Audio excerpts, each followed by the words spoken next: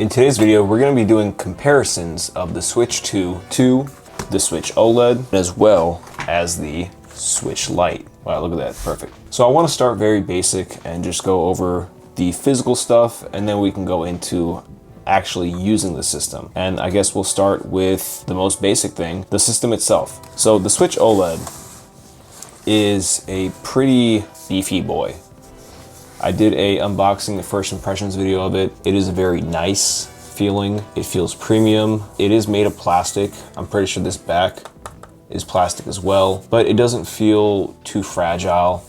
It feels, well, I mean, if you drop it, it's gonna break, right? But it doesn't feel cheap. I would say none of Nintendo's consoles feel cheap. The cheapest feeling one is probably the Switch Lite, and even this feels pretty good. So just holding in the hands, it feels nice. Let's compare the game slot card right here, which I'm a fan of because it has like a little holder up top. And if you've used the game card slot opener on the Switch OLED, it sucks. Like, it's just this tiny little slit right here, and sometimes I can't even get my fingernail in there to pop it out. But this thing, you pop it from the back, and it's very simple. And like I mentioned, it also has a little bracket here to keep the game in place. Not that it's gonna come loose anyway, but you know, I don't know, it's nice to have. We have the headphone jack, USB-C port. We have the vents right here. I think this is for IR. I'm not too sure what this little thing is right here. And then we have the volume button, power button. We have the kickstand, which it works. It goes pretty far back. I don't know why they didn't do the whole back of it. Maybe so you can actually have, if you have like a MagSafe battery something or whatever, I don't know, it doesn't get in the way so you don't have to move it. And then you have your micro SD card slot here, as well as your speakers. You have your downward facing speakers right here. Pretty cool. And then the USB-C. And then let's go ahead and look at the Joy-Cons, the magnetically attached Joy-Cons. Definitely bigger than the previous generation. Feels pretty much the same. So that's the Switch 2. Switch OLED. This feels higher quality, I want to say, at least the console back itself. It has less of a bezel. I like the shininess it has to it because it kind of blends in with the screen. This is more of a matte finish. This is not. Also, I do have glass screen protectors on all of my consoles because I'm a maniac. This fits more comfortably in my hands personally. That being said, it's only because I can hook my pinkies down here. When I'm holding the Switch 2, it's just more of a stretch to get my pinky. And this is an issue that all Switch models have. It's so flat that it's not comfortable to hold, unlike an ROG Ally or a Steam Deck where it actually has the grips. So the Switch OLED, it's tried and true. You know, it has a lot of the same thing. This actually has that same little thing. So you guys let me know what that is. I don't know what that is. But yeah, like I mentioned, you have the game card slot here. This is the kickstand that I've grown to like because it's just one solid metal piece. It also has a pretty wide range. I would say they angle at about the same angle. I don't know what that shows you right there. And then you also have your same speakers here, micro SD card slot in the back. Now this does take express cards, which are faster but more expensive. When I get that, I'll make a video about it. I just haven't gotten one yet because I don't need to, but also because the one that I want is sold out. And then these are the classic rail Joy-Cons. So the Joy-Cons, a lot smaller. You can actually grip around them pretty comfortably if you play like that. The reach down to the thumbstick is not as comfortable, but it's something. If we were to compare them side by side, it's a good amount bigger and thicker. But yeah, this feels a little more comfortable in the hand, and getting down to this joystick is not that bad. It's actually a lot better than reaching down here. But if I were to prefer one or the other, I think I'd prefer this one when it's split grip, just because I can clinch the inside and get additional grip right here, compared to when I have the whole system, I can't clinch inside because it's a flat back. In terms of the joysticks, these joysticks look bigger in terms of the actual joystick, but they don't feel different. The amount of travel, and this is gonna be hard to pick up, this has a little cap on the inside. I think that's just to help with dust, but it's not a different joystick from my perspective. It might be an actual manufactured different joystick, but it doesn't feel different. The travel is pretty similar. I don't feel like this one is getting more travel than this one. Maybe slightly, but it also might be because this is wider. So I can actually tilt on the side of it rather than the middle. This one is not that wide, so it just doesn't feel the same, or it doesn't feel that different. Buttons, the Switch OLED feels a little clickier, not too much. And then if we were to look at the clicks for the actual triggers,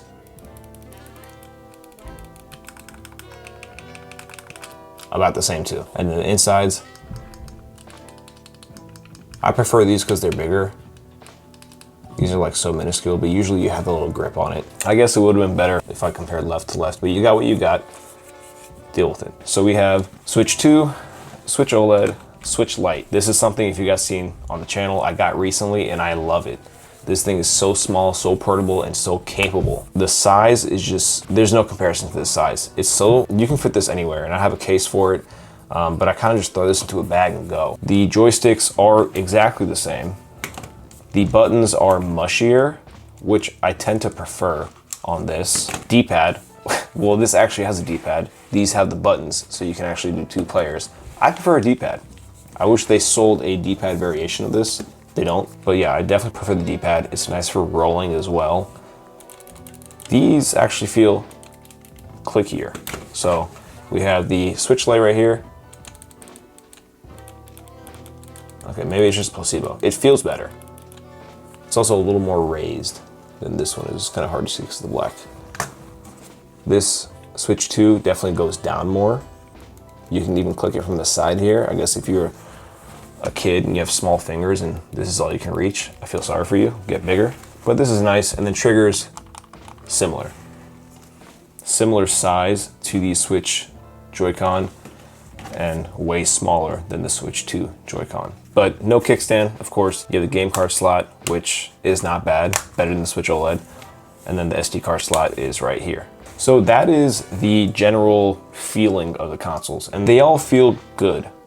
My preference is if I had a grip on these, but I know that's not aesthetically pleasing and it doesn't look the best. So I would say looks wise, this one looks the most modern and best. This one feels the best. This one is a good common ground. Now let's look into some of the accessories for this. So when it comes to the normal Joy-Cons, you have these brackets. When it comes to the Switch 2, you have these brackets because the Switch 2 has mouse mode. So this doubles as like a trackpad type thing. So let's attach these. And this does give you a little bit more grip when you're holding onto it. Not that it really matters. This is more so you can track as a mouse. But it's nice to have. I never really use these. I guess if I use it as a mouse, I will use these. One thing I will note is that the band just feels super long. And then for the Switch, these rails are pretty necessary if you're gonna play a game that requires the shoulder buttons, just because it's easier to hit. The other one was so small. This is actually protruding out, so it's nice. And same thing, I actually prefer not having these on for this. Whereas this one, because there's a little curve here, your hand kind of fits comfortably inside that curve. This one, it kind of protrudes even more, so it feels a little like it can slip out more. And then this guy doesn't have anything because of course he doesn't. That's that right there. Another thing I definitely appreciate is the whole magnet design here. If we were to, this is what I hate about these. Taking these out. The whole rail thing is just a little annoying sometimes. Whereas this one, you just press the release button or you tear it off, but you can press the release button, easy, boom, and then boom. So let's actually look at the stability of the Switch. One concern I had over the Switch in general that I liked about the Lite is how solid the Lite felt. Because you have 2 separate things, there's wobble. Now the first generation of the Switch had way more wobble. I think the Switch OLED improved that with the rails, but it is still like, the fact that I can move this is a little annoying, but you cannot tear it apart. It does feel sturdy in that manner, but it does have some flex. The Switch 2 has what I feel like less noticeable flex. Now it does flex. I don't know if you can see that. I do feel it, but it doesn't feel wrong. Because these are held by magnets, so I understand that It is not a railing system. This is only supposed to go on one way. So if I feel flex in different directions, to me, my brain is like, oh, that's unstable. But for this one, I know it's a magnet. If I really try, I can tear it out, right? And by the way, that is pretty hard to do. It's never gonna just tear out, but you can release it pretty easily. But it does feel nice. Not as nice as this, because this is one piece. I can just hold this and do whatever, and it feels the most stable. Apologies for the light reflections. So that's the whole feel of these devices. I mentioned in the other video, the other accessories that this came with. The Switch 2 comes with this Joy-Con grip, and the Switch 1 comes with this Joy-Con grip. Let's put them on. So starting with the Switch 1, very simple. You have rails, you slide it on, and whatever insecurity or whatever instability you felt, it's not there anymore. This is nice because it grips really, really well. I understand for some bigger hands it could be a little uncomfortable, but for most hands this fits well. And it almost completes the curve that's right here. So your hand really just kind of rests against everything and it feels natural. And this is definitely a comfortable way to play. These have no rails, they magnetically attach. And it is something, right? I just don't like this gap right here, because it feels like your hand falls in between it. So not the best. Still nice to have one solid piece, especially that I mentioned there's no grip on this one. So it is nice to have this. And I understand why this is cut out. It's because of the function of the magnets. You can't just slide it in. You have to literally maybe come in from an angle and pop it in, but there's no other way. They could, if they had this raised like they do on this one, you couldn't get this in. And if they did, maybe they'd have to have like a fold over mechanism here, which would be just too much to manufacture. So they made this and it's better than nothing. Size comparison right here.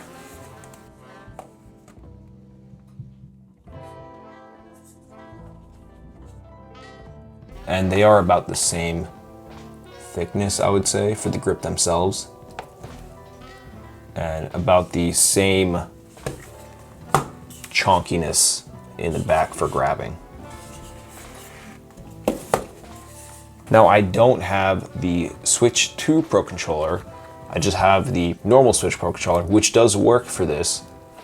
I think the new one just has maybe some upgraded components, but a lot of people say it feels the same, especially the thumbstick. But most notably, it doesn't have a capture button. Or a chat button, sorry. It has a capture button. It doesn't have a chat button, and that is okay with me. Also, the new Pro Controller has back buttons, which is cool to have if you play a game that requires it. There aren't too many shooters on this that I would need it for. Usually it's like Halo or Warzone that I want it for, but don't need it now, so I won't get it now. The other thing I want to go over are the docking situations and the chargers. Let's go to the chargers first, because not everyone can be included in this docking situation. Looking at you. So this is the original charger that came with the Switch. I don't think it changed at all. So this is a 39 watt hour charger. Very simple, straightforward. It's just a wall plug to USB-C, and it worked. It works for all of these actually. So again, this is 39 watts. Now the charger for the Switch 2 is different. This is actually two different components. It's the USB-C cable and also the wall plug. So if you have another longer USB-C cable you want to use, you can, and I really like that. This, I believe, is 60 watts. So it's going to be a little more power for a more powerful device. But this will also charge these. I'm not too picky with chargers. I use what I have. The chances that they're gonna brick out, knock on wood, are kind of low, or at least they have been. Now let's look at the docks, and this part is kind of interesting to me. Switch Lite doesn't dock, duh. So not included. These two do. Let's look at the Switch OLED dock first. Don't mind the absolutely swaggy stickers. Those don't come with it. Now this dock is pretty straightforward. They did have some revisions with the first dock. I believe that there's some scratching on the screen. These have little pads inside. It's kind of hard to see.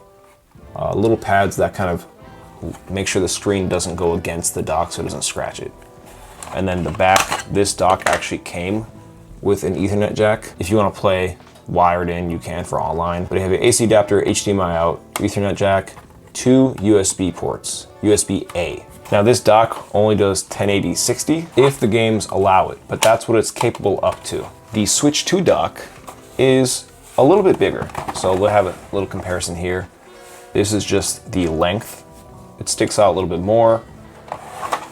Thickness wise, it's not too, it's actually about the same height if you show the thickness side by side. It's not too different, but it is taller. This back is actually very similar to this. You have the USB-C right here for charging, HDMI out, Ethernet jack, and then you have 2 USB-A ports. Would have loved to see an additional USB-C port. Now this dock can do 1440p 120 or 4K 60. And again, it all depends on the game and what your TV can do. In terms of the backs, this one, I lose this a lot, so I tend to just not have it on, but they're both pretty stable. Like, I can pick it up from here. This one, I haven't even docked this yet, but you know, they both feel like they're stable. Those are the docks. I do like how this matches the system and this one matches this system, more so the Joy-Cons. But it's nice and sleek when we put them in the dock themselves. Nice. And then this one, there you go. And this one also does have that little spacer. It's a little rubber piece right here you can see to keep it from scratching the screen. But if you want to protect it even more, like I do, get a screen protector. Not sponsored unless you guys want to. Now where the Switch OLED kind of outshines, and the Switch V1 in general, even the Switch Lite, is the amount of cases you have. The Switch 2 doesn't have too many accessories yet. It just came out, give it time. But for me personally, I have a lot of stuff, right? I have a general case with some storage inside for the Switch. I also have the Satisfy grip, which fixes that grip issue for the Switch OLED. I have another flip over case for the Switch OLED, so it can actually live in this, and I can cover it and throw it in my bag. This is hard shell, it works very well. And then I even have a small little carrying case for the Switch Lite. I mentioned in my other video that if you have a case for the Steam Deck or the ROG Ally, you can reuse that for the Switch 2. So something like this will work while giving you extra storage right here. Even the Steam Deck case will work, even though the cutouts aren't exactly the same. It works. That's good to know. I'm not gonna go too in depth with the gameplays and comparing these. I think those are worth doing separate videos for. I already do shorts on, hey, let's play this versus that and play it on here and see what. I think most manufacturers, most gaming companies are working on updates for the Switch 2. So until a lot of those come out, I won't do anything. But for the most part, a lot of games are getting free upgrades, and that's nice. And I'll make dedicated videos to those games specifically. Just startup wise. Okay.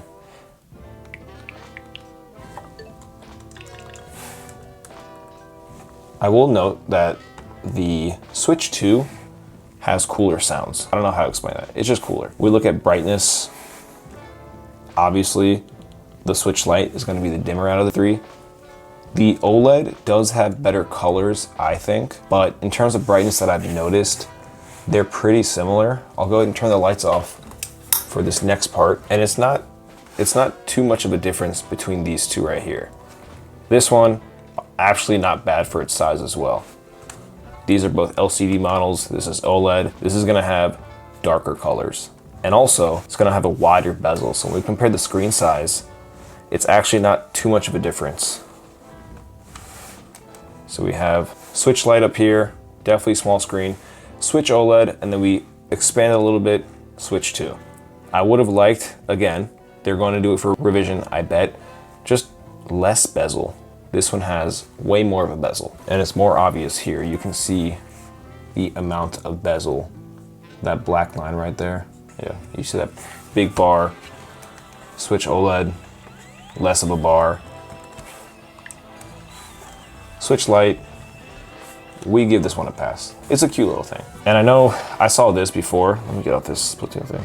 Get off me. GameCube does not run on these devices. And it's horrible because I would have loved to play GameCube on this thing. The highest you can play is N64. I will go ahead and show you now that I tried. So you see right here, the software is not supported on Nintendo Switch. In order to play this, you need a Switch 2 system. Big bummer. I don't know if it's something they're gonna fix in an update, but it's just another thing they can use to make sure you gotta Switch 2 to play this stuff. It's just annoying that it teases you and it's on here. But I guess it's just telling you more so that it's there. I mean, there isn't much else. Transferring data between these devices wasn't really a hassle at all. It transfers pretty easily. And if I play something on this, because I have the Nintendo Switch Online expansion pass, I think just online in general does this. You have the game cart sharing between the devices, which is, I haven't found a reason that I hate it, but I haven't found a reason to like it either. But in terms of the save data cloud, it's nice because you can just play a game and then back up your save data and then download it to a different device or set it up automatically, which I think that I set these up to do automatically. So if I have this Switch upstairs playing games and this one downstairs, if it's a compatible game, I can just play both. Like if I play in 64, I can just pick it up on here.